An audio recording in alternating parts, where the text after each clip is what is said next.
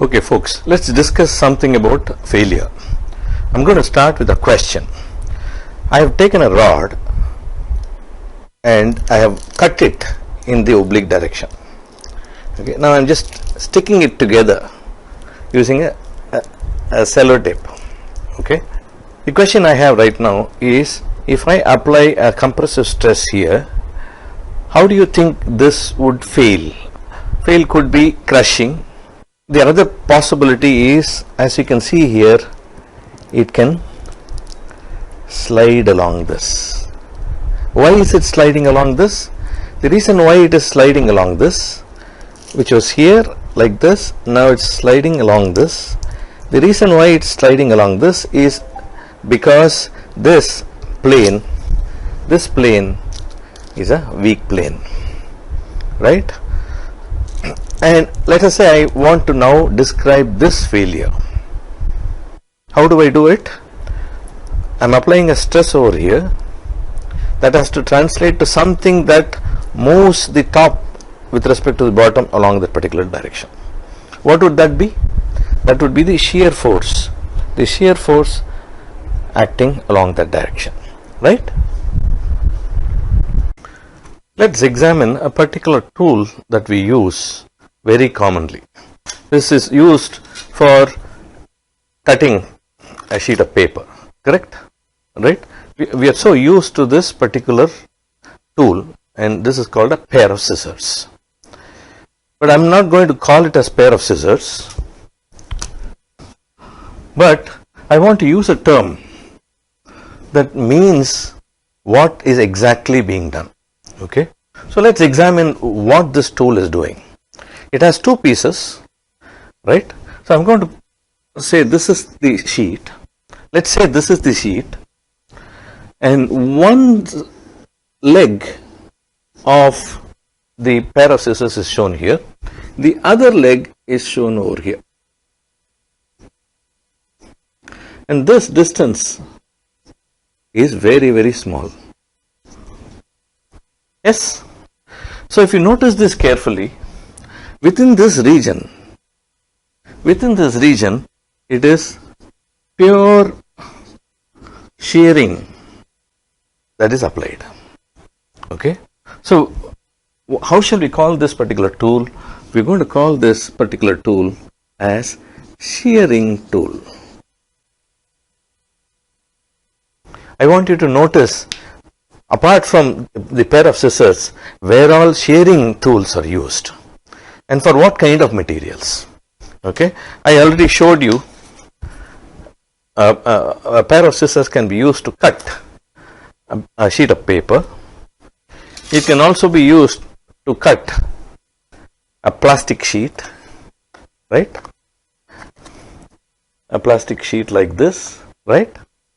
And it can nicely cut, or a metal, right? A metal can be cut beautifully. Can you see that? I can cut it beautifully, right? Such materials that fail,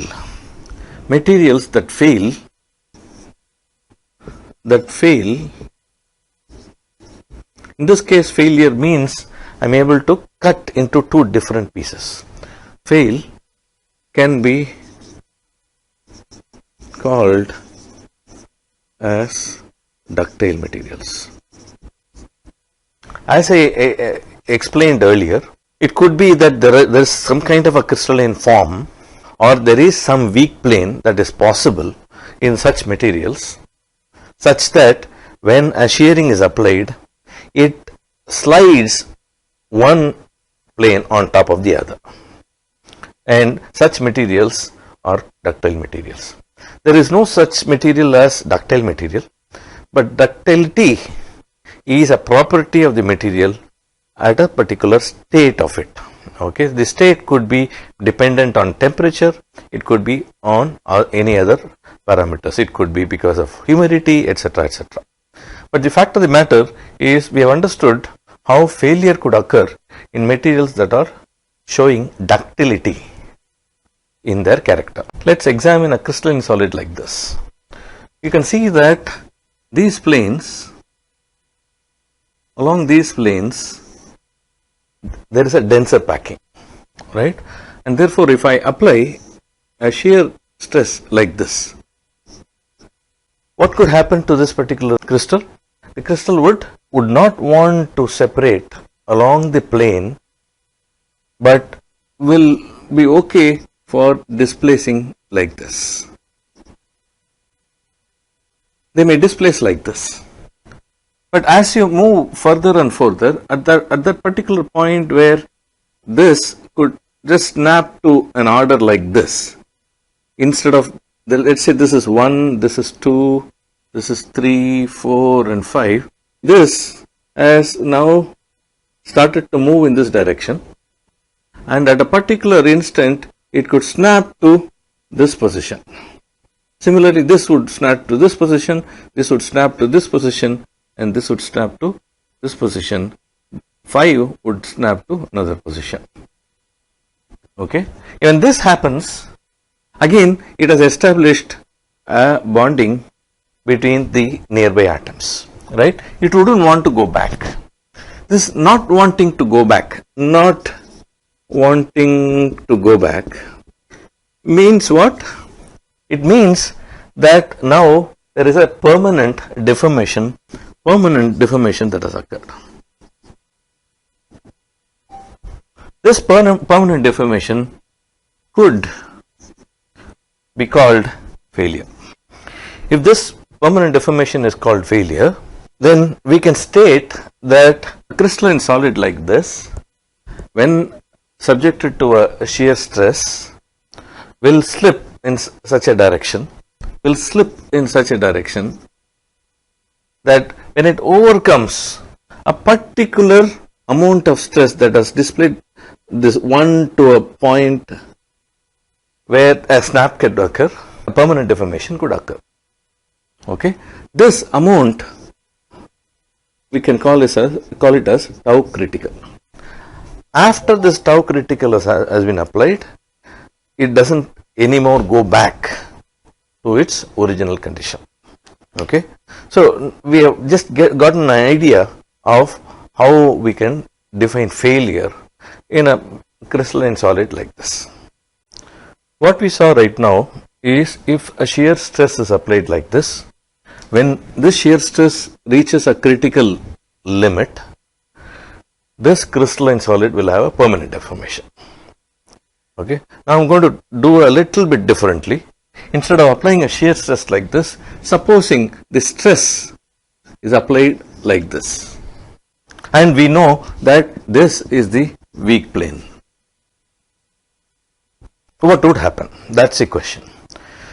Well, since this is a weak plane, and since stress is acting along this direction, what I can do is I can find out the shear stress that is associated with this stress that has been applied along this plane, and when this shear stress goes to a critical limit, then I can expect permanent deformation.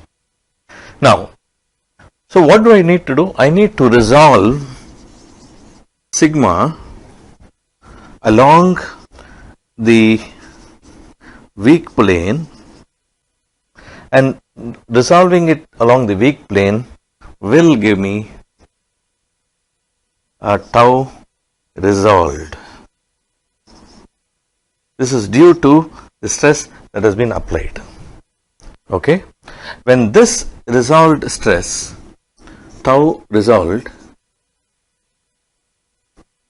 goes to a particular limit, tau critical, then permanent deformation could occur.